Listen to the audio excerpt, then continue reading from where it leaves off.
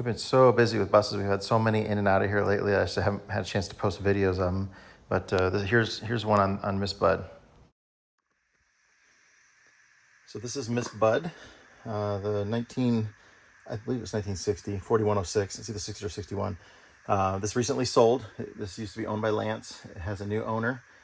He's overseas, and he's going to be coming here, and he wanted us to go through it, just kind of go through the drivetrain on it, go through the chassis, make sure everything's good and safe. So it's ready for him to come here and go on a road trip in it. But yeah, it is an absolutely beautiful 4106, automatic transmission, 8V71, custom coach conversion. Very, very nice.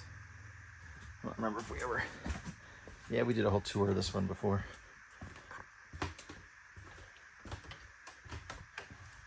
Yeah, it's a beautiful vintage conversion, updated with some of the fabrics are newer and the flooring, but all the cabinetry and everything is the original custom coach stuff. Very nice. We're gonna go through it though.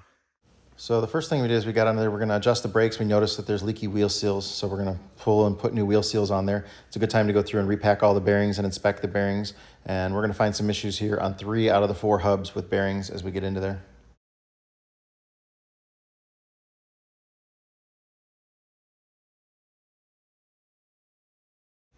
And here you can see this wheel seal was just leaking a little bit, but you know, this is what we're here to do. And it's a good time. I don't know when the last time these have been serviced. We can actually see a little bit of water been getting in there because there's a tiny little bit of rusty color in on the grease too. As you can see that on the spindle too, a little bit of rust. Yeah. He started draining that tank. That big puddle of water is coming out of that air tank. Yep. Yeah. Wow.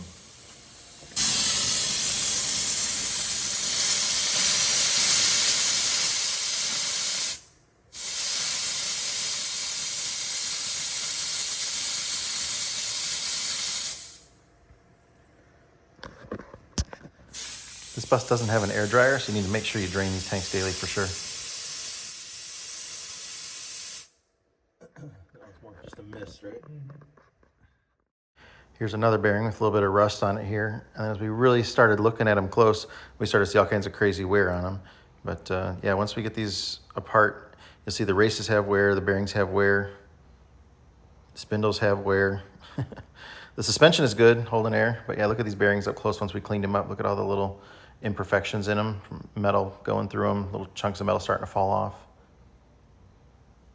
They are not, I would not call these reusable.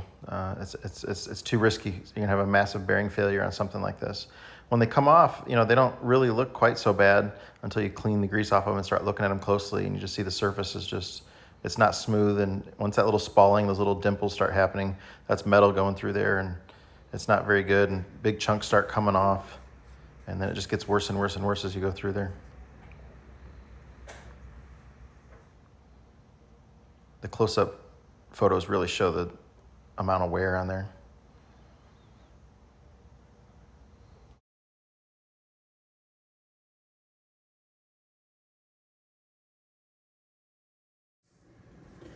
This little shutdown plunger, this is a spare that I have, but this one here was sticking, so we're cleaning it up on the inside, and we're going to clean up the shaft on it. It's got some corrosion on it, and then we'll replace the O-ring. This goes in there to seal it up, and he's cleaning the housing right now. But yeah, we're just going to get it cleaned up, and hopefully it won't stick. But it didn't want to start after it shut down because this was sticking out and not going back in. It was catching. It's very little pressure, should send it right back in.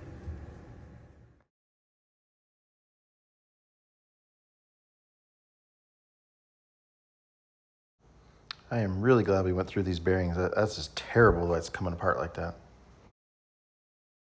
Here's another one of the bearings starting to come apart. This is on the other hub.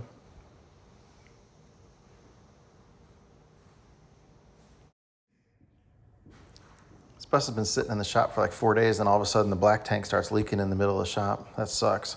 We get this cleaned up and get a bowl under there, but we don't work on RV systems, and this bus has been sitting for 6 months, so I don't know what would make it leak. You see there's a big groove on the spindle there. So we've gone through and we've dimpled it with a punch. Make a bunch of little dimples in there. And then when the bearing goes on, we're going to use this Loctite 660. It's a bearing retaining compound. It'll help fill in the metal under here so that the bearing will ride more true to center and stay in position. Both the front and the back have a pretty good groove on the spindle. We had a set of brand new Bridgestones put on here for him, and we took the tires off and took them to the tire shop ourselves and had them mount them, balance them, dispose of the old ones, and then we put them on and torqued, so everything's torqued. We didn't have a tire shop messing with it. Yeah, look at those brand new tires.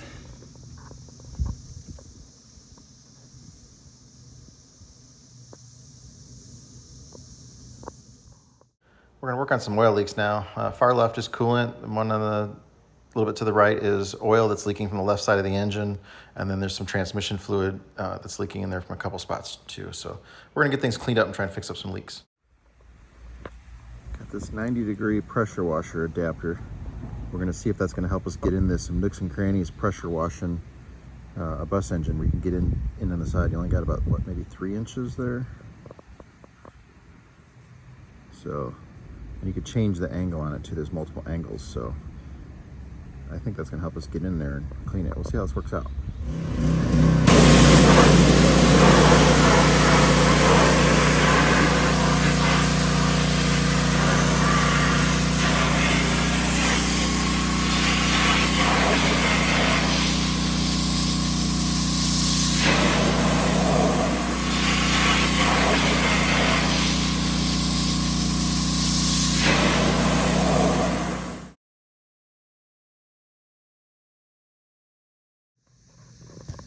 So the oil leak on the left side of the engine was coming from this right here.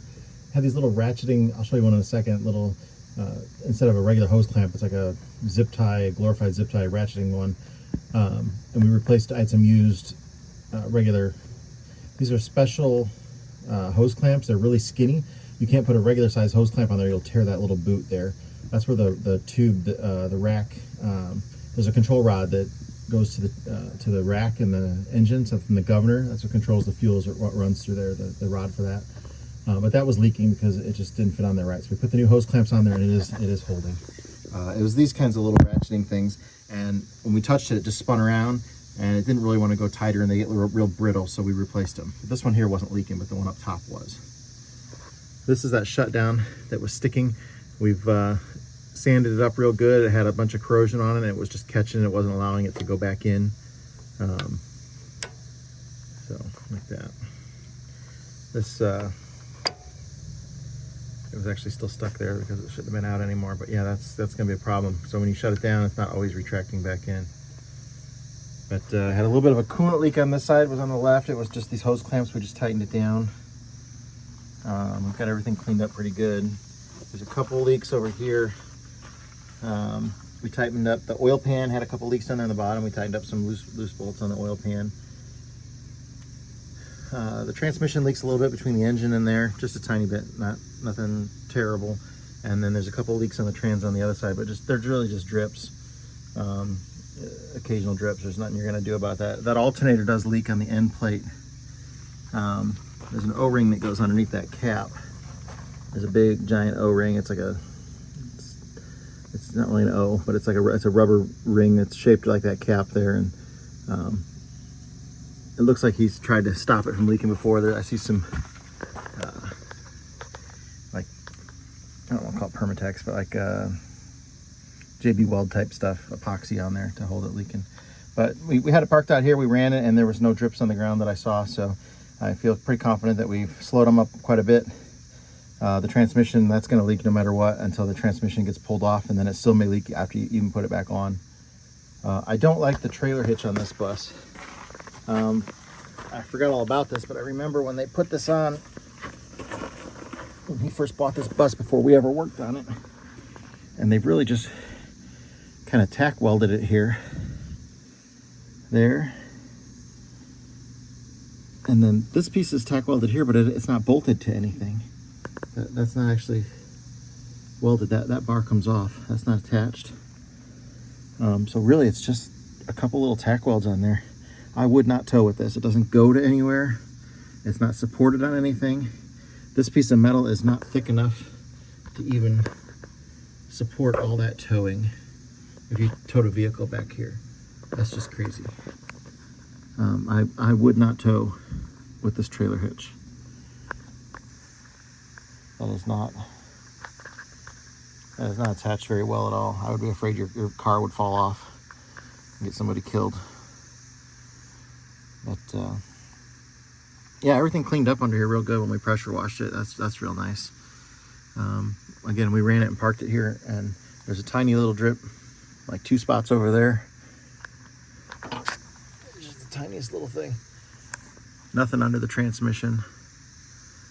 And it's been sitting out here for about 4 days. The trans pan is a little bit wet over there, but nothing really dripping off of it. Yeah, it's always gonna have a couple little oil leaks, especially with that transmission on there. But unless you want to spend a fortune, it's not worth it to, you know, just deal with a couple little drips here and there.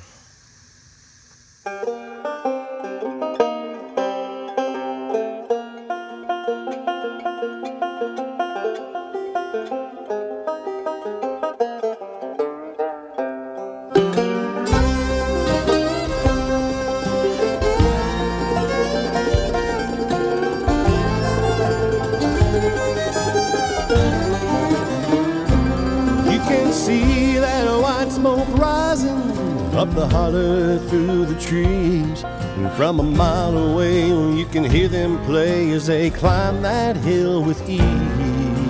But at the top of that mountain there's a new life waiting for those who can make the run. If they can make it to the top, Scott will put them in the shop till their new life has begun.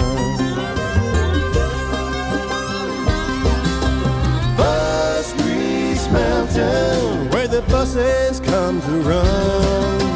Bus Grease Mountain, we're gonna get that big job done.